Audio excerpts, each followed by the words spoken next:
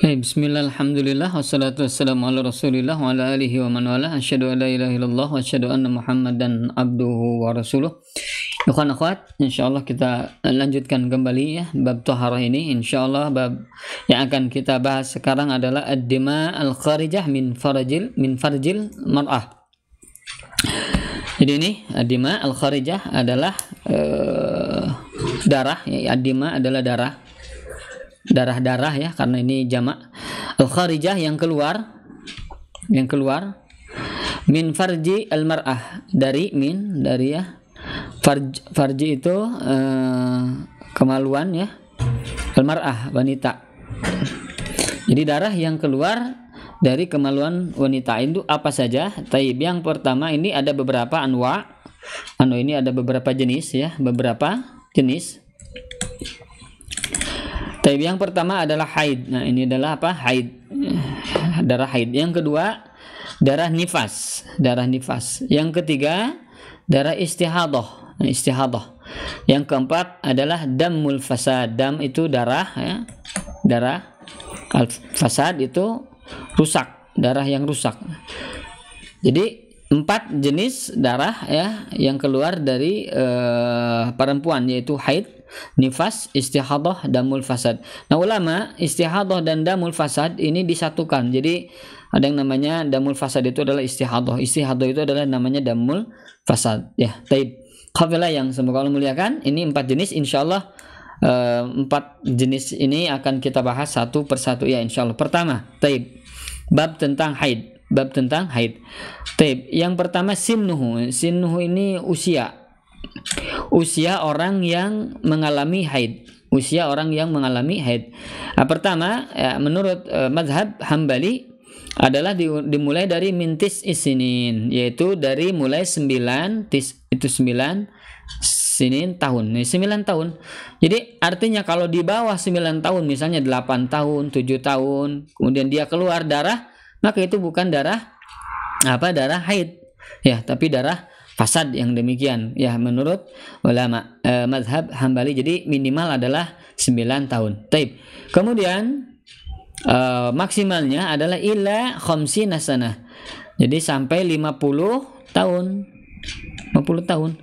Jadi kalau orang atau wanita yang usianya lebih dari 50, 51, 50 dan 60 dan sebagainya, kemudian dia keluar darah, maka darah ini menurut mazhab Hambali bukanlah darah haid, tapi darah rusak atau darah istihadah. Begitu ya.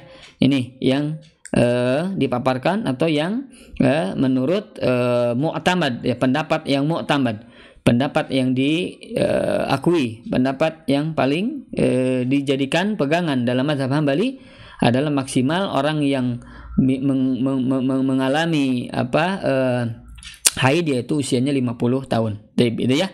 Kemudian yang kedua, muddatuhu ini adalah periodenya, waktunya. Artinya waktu berlangsungnya, periode berlangsungnya. Taib. Min yaumin wal lailah, yaitu 1 hari 1 malam. Berarti 24 jam.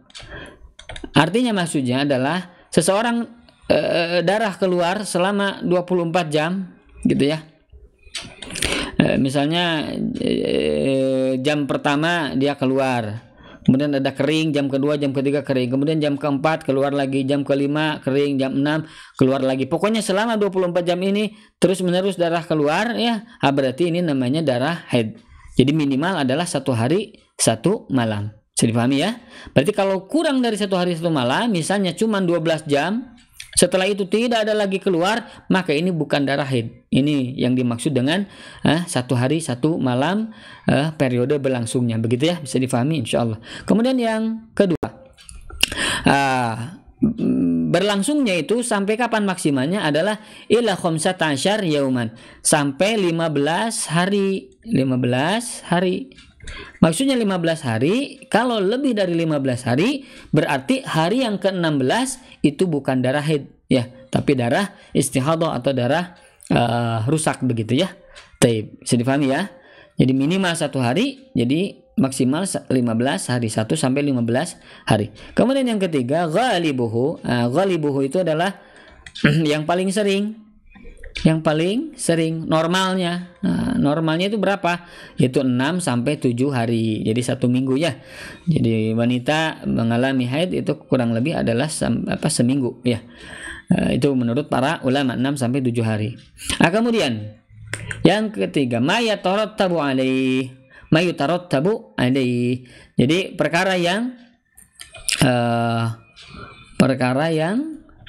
terjadi atau yang perkara yang tersusun, maksudnya adalah perkara yang mengakibatkan ya. Jadi terjadinya head itu, jadi head itu mengakibatkan apa begitu ya maksudnya. Jadi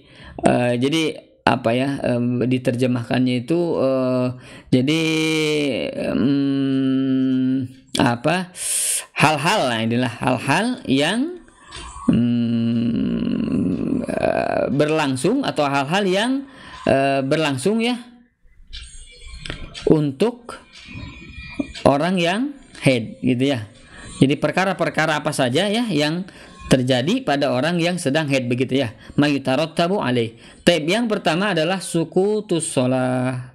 Sukut as-shalah. Sukut itu gugur. Gugur sholat ya. Gugurnya sholat. Nah, gugur sholat itu adalah adaan wa qadaan. Maksudnya adalah adaan wa qadaan, baik secara menunaikan sholat secara langsung ya, misalnya zuhur sekarang Allahu Akbar, kemudian dia sholat, itu namanya ada. Ataupun qada itu mengganti sholat yang ketinggalan seperti itu atau yang luput, namanya itu qada. Nah, maka dua-duanya adalah gugur, baik itu ada maupun qada. Bisa dipahami ya? Jadi tidak boleh sholat bagi orang yang sedang haid. Kemudian yang kedua, sukutu ada isum. Sukut gugur, ada menunaikan saum ya, saum. Artinya berarti seseorang yang sedang haid gugur dalam rangka menunaikan saum. Artinya kalau bulan Ramadan misalnya, maka dia tidak boleh saum. Tapi wajib. Jadi bukan gugur kewajiban, tapi nanti wajib untuk mengganti gitu kan. Wajib untuk mengganti atau qada. Kalau sholat, sholat itu gugur kewajiban. Gugur apa? Kewajiban. Tapi kalau saum gugur adanya gugur, penunaian langsungnya gugur. Tapi qadanya itu tidak gugur, berarti harus dilaksanakan mengganti saum yang tidak dilaksanakan ketika Ramadan. Bisa dipahami ya, insyaallah. Kemudian yang ketiga, subutul bulug. Subutul bulug adalah telah tetapnya. Jadi telah telah tetapnya balik. Jadi baliknya sudah jelas, sudah tetap ya. Jadi sudah ditetapkan dia itu menjadi orang yang sudah balik, maka hukumnya akan hukum orang yang balik ya. Berarti dia sudah kena kewajiban ya, dan dia akan mendapatkan pahala ketika dia mengamalkan apa yang diperintahkan, dan dia akan berdosa ketika dia tidak melaksanakan kewajiban tersebut ya. Begitu namanya subutul bulug ya, hak-hak ketentuan konsekuensi tentang al-bulug, balik ya. Taib yang keempat adalah tahrimul wat'i. Tahrim, haram, tidak boleh.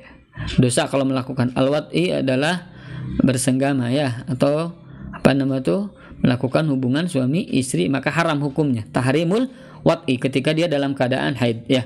Nah, ini kafarahnya ya. Jadi kalau dia melaksanakan atau mencampuri istrinya, seseorang mencampuri istrinya dalam keadaan haid, maka kafarahnya adalah satu dinar. Jadi satu dinar itu kurang lebih 4,25 gram. Ini harus paham ya orang istilah-istilah seperti ini, ahli ilmu ya, orang yang belajar harus paham. 1 dinar itu berapa gram, 1 kulah itu berapa liter, kemudian 1 farsakh itu berapa kilo ya. Kemudian berapa kira-kira waktu perjalanan atau jarak ya perjalanan ketika berlangsungnya safar berapa. Nah, ini harus dipahami oleh orang yang belajar ya. Jadi ini ketika orang yang melaksanakan atau melakukan hubungan suami istri ketika dia dalam keadaan haid, maka hukumannya atau kafarahnya adalah 4,25 gram. Ini menurut mazhab Hambaliyah. Allah alam. Kemudian selanjutnya tahrimu dukhulil masjid. Ini haram masuk masjid. Tahrim haram, dukhul masuk ya masjid-masjid. Jadi haram masuk masjid, tidak boleh masuk masjid kecuali hanya lewat saja. Seperti yang sudah dibahas dalam bab hadas akbar. Begitu ya. Ini sama seperti junub juga sama, tidak boleh masuk masjid dan al-lubsu fil masjid. Ya, menetap di masjid. Diam di masjid tidak boleh. Taib. Yang ke-6 qiraatu Al-Qur'an. Tahrimu qiraatil Qur'an. Tidak boleh membaca Al-Qur'an. Jadi orang yang sedang haid tidak boleh membaca Al-Quran menurut mazhab Hambali. Kenapa? Karena masuk ke dalam hadas akbar. Hadas akbar menurut mazhab Hambali tidak boleh membaca Al-Quran. Adapun mazhab yang lain mengatakan boleh membaca Al-Quran, yang tidak adalah mushaf, memegang mushaf. Ada lagi yang mengatakan boleh mengmushaf dan membacanya. Itu pendapat sebagian ulama ya. Akan tetapi dalam pendapat mazhab haram membaca Al-Quran kecuali dalam keadaan sudah berwudu terlebih dahulu. Ya, boleh membaca tapi tidak boleh memegang Al-Quran. Wallahu alam. Begitu ya. Jadi ketentuan ini bagi orang yang sedang melaksanakan atau orang yang sedang mengalami haid. Begitu ya. Kemudian selanjutnya at-tuhru. At-tuhru itu adalah suci. Tuhur, suci. Bagaimana ketentuan suci ini? Berapa paling sedikit dan berapa paling banyaknya? Tapi yang pertama aqalluhu, yang paling sedikit. Aqallu itu paling sedikit ya. Salasata asyar yauman. 13 hari. Jadi paling sedikit orang yang suci itu 13 hari. Misal begini. Orang sekarang haid ya, satu haid. Haid, misalnya dia berlangsung 5 sampai 7 hari lah ya, misalkan 7 hari ya. 7 hari. Nah, setelah 7 hari kering. Berarti hari ke-8. Nah, sampai ke berapa? Nah, ini 13 hari minimal. Berarti kalau 13 sampai 20 berapa ya? 21 ya. Berarti hari ke-8 dan sampai ke 21 inilah masa suci yang paling sedikit, begitu menurut pendapat mazhab Hambali. Yang paling sedikit adalah 13 hari. Jadi kalau misalnya 12 hari, maka satu harinya itu adalah bukan haid, begitu ya. Jadi satu harinya berarti adalah, atau beberapa harinya itu adalah istihadah, begitu ya. Allah alam. Kemudian selanjutnya aksaruhu, ya paling banyaknya berapa hari tuhur itu? La haddalahu, tidak ada batasan. Artinya orang yang tidak haid ya tidak ada batasannya. Misalnya dia 1 bulan kering ya, tidak keluar darah 1 bulan penuh, atau bahkan 2 bulan dia tidak keluar darah, 3 bulan bahkan, atau bahkan bertahun-tahun dia tidak keluar darah. Maka yang demikian adalah tidak ada batasannya, tetap dia harus melaksanakan sholat. Jadi jangan sampai kalau misalnya dia tidak keluar darah, saya biasanya kan keluar darah 1 bulan ini, maka saya sholat saja. Padahal dia dalam keadaan tidak keluar darah, maka tidak boleh berhenti sholat. Padahal dia tidak keluar darah, tidak boleh ya. Jadi sekali lagi ya, tuhur ini adalah suci ini maksimalnya tidak ada batasan. Ini penting, kenapa? Karena hubungannya dengan tolak ya dan lain sebagainya. Kenapa? Karena talak ini nanti berhubungan dengan periode masa iddah gitu ya. Iddah seseorang perempuan itu dihitung dari 3 quru. 3 quru itu adalah, ada pendapatnya adalah 3 kali bersih. Ada yang mengatakan quru itu haid. Nanti dibahas dalam bab tolak ya insyaallah. Kemudian yang selanjutnya, yang ketiga, ghalibuhu, seringnya, normalnya, kebanyakannya bagiatus syahr adalah 1 bulan. Jadi ya sisa 1 bulan. Jadi kalau misalnya dia haidnya 7 hari gitu kan, berarti sisa keringnya berarti adalah 30 hari itu berarti 23 ya. 23 hari. Nah, ini sisa dari 1 bulan itu, maksudnya bagiatus syahr itu adalah sisa setelah haid itulah normalnya. Begitu ya. Taib. Itu yang berkaitan dengan haid ya. Kemudian yang berkaitan dengan an-nifas, bab tentang an-nifas. Nifas itu adalah damun kharijun, yaitu darah yang keluar. Darah yang keluar ya ba'dal wiladah, setelah melahirkan. Nah, ini namanya nifas. Namanya apa? Nifas. Maka nifas ini ahkamuhu kal haid. Ahkamuhu, hukum-hukumnya ya, ketentuannya kal haid, seperti orang yang haid. Orang haid tidak boleh sholat, orang haid tidak boleh saum, adaan di bulan Ramadan, tapi qada wajib.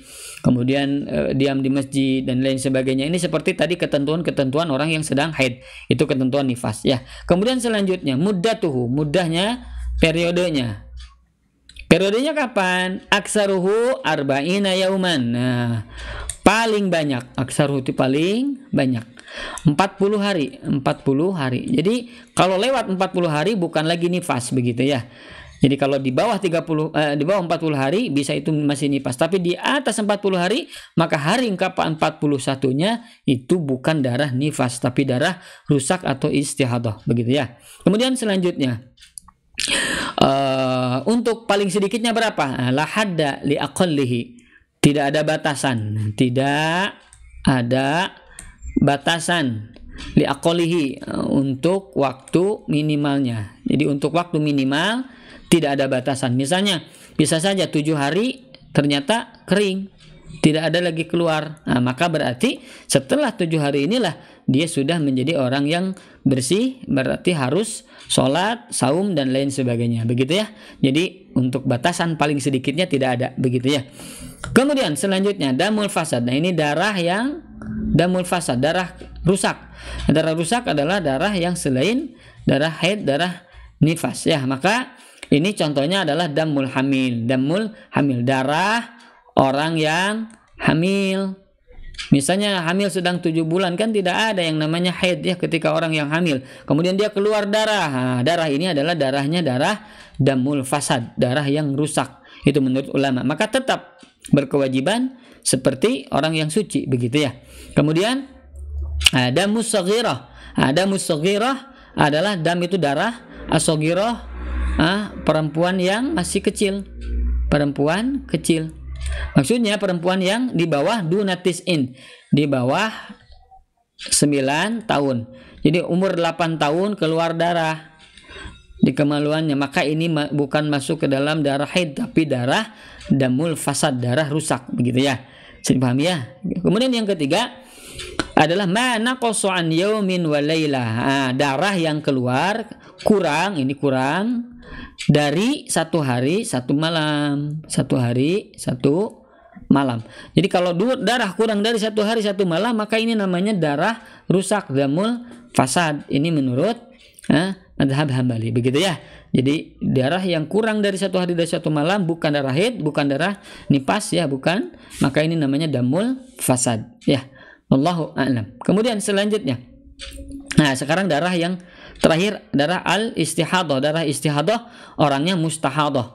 Nah, orang yang mustahadah ya, darah istihadah itu adalah darah yang keluar di luar waktu haid, di luar waktu nifas, dan tidak termasuk darah fasad, tidak termasuk darah yang rusak. Nah, maka orang yang tidak hamil, orang yang di atas 9 tahun, kemudian lebih dari 1 hari 1 malam, ini masuknya ke darah istihadah, bukan darah rusak begitu ya.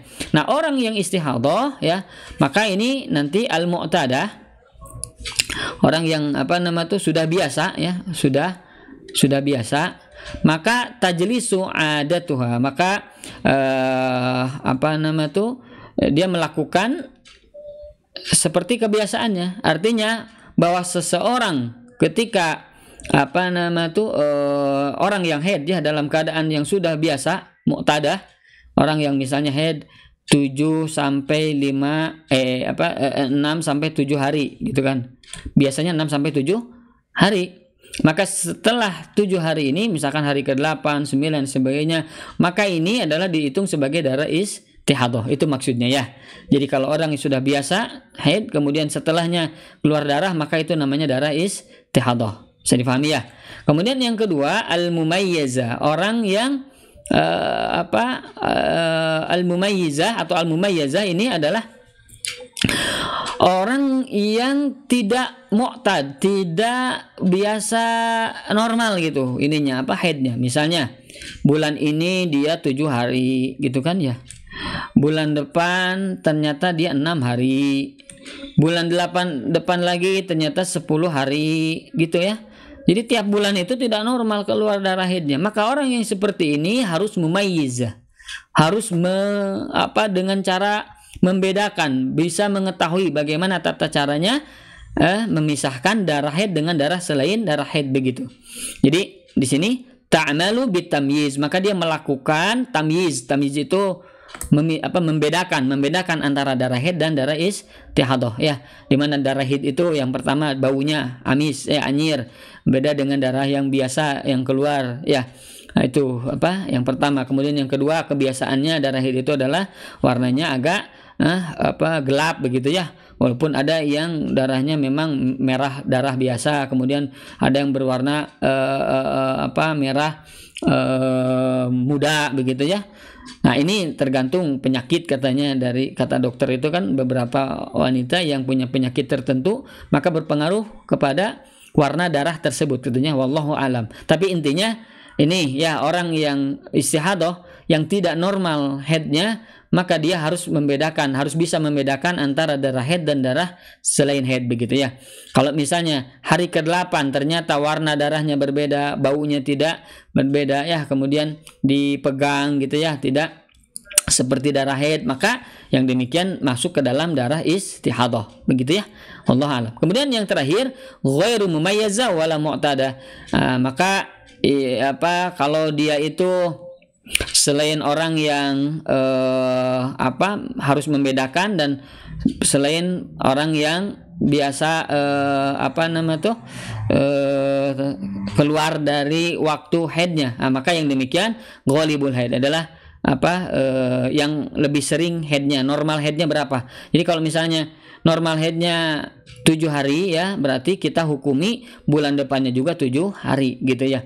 Jadi kalau misalnya bulan 1 7 hari, bulan 2 hari 7 hari, kemudian bulan selanjutnya 8 hari ya, kemudian selanjutnya 9 hari, maka diambil yang lebih banyaknya berapa? 7 hari. Itu yang dimaksud adalah ini ghairu mumayyiza wala mu'tadah ghalibul haid, yaitu yang dihitung adalah normalnya dia dalam keadaan haid, seperti itu ya.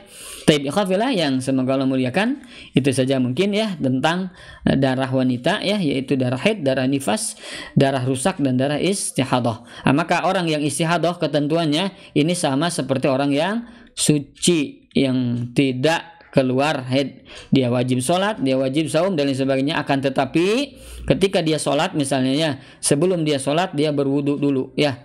Ya, maksudnya begini, setiap sholat dia berwudu begitu. Setiap sholat dia berwudu. Jadi tidak boleh wudunya ini wudu yang sebelumnya begitu ya. Misalnya sholat asar. Nah, dia dalam keadaan istihadah, dia dalam keadaan istihadah. Maka orang yang sholat asar ini wudunya wudu asar begitu, tidak wudu yang zuhur begitu ya. Nah, ini nanti ketentuannya dalam bab istihadah ya. Wallahu alam. Itu saja mungkinnya yang bisa disampaikan. Aqulu qouli hadza wa astaghfirullah li wa lakum. Wassalamualaikum warahmatullahi wabarakatuh.